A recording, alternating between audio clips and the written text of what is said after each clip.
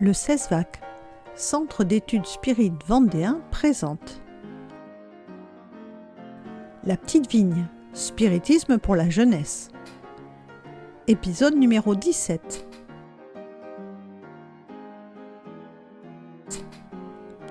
Pluralité des mondes.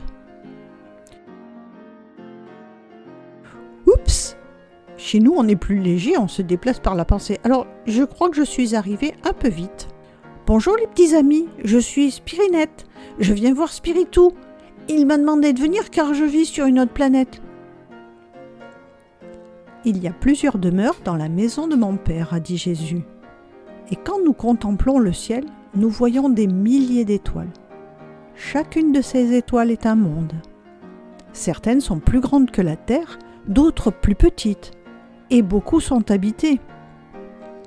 Il y aurait beaucoup de vanité à imaginer que nous sommes les seuls êtres intelligents de tout le cosmos. Ces mondes semés dans l'espace sont les différentes demeures que nous habiterons à mesure que nous allons progresser. Personne ne reste pour toujours sur le même monde. Nous sommes créés simples et ignorants, et par nos efforts, notre travail et notre bonne volonté, nous développons notre intelligence et nos bons sentiments. À mesure que nous évoluons, nous passons par un monde puis un autre, jusqu'à parvenir à être avec les purs esprits et n'avoir plus besoin de nous réincarner. Les mondes sont différents les uns des autres, selon l'aspect physique et moral de leurs habitants. L'organisation des êtres est différente, adaptée au milieu que chaque monde offre. Sur la Terre, par exemple, nous avons des êtres qui vivent dans l'air, dans l'eau, dans le sol, et même à l'intérieur des choses ou des êtres.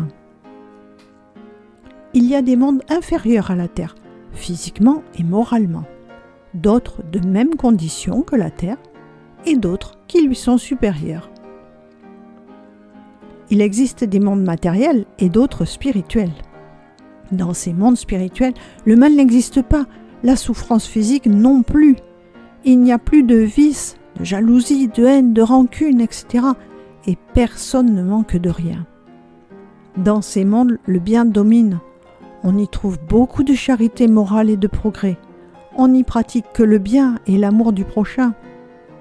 Et la légèreté du corps permet de se déplacer rapidement et facilement en glissant à la surface par la seule volonté, au lieu de se traîner lourdement sur le sol comme sur la terre. Pour atteindre la perfection, il n'est pas nécessaire de passer par tous les mondes existants dans l'univers, car certains sont de même niveau et nous n'apprendrions rien de nouveau. Quand nous avons atteint la perfection qu'un monde permet, nous allons sur un autre monde plus avancé.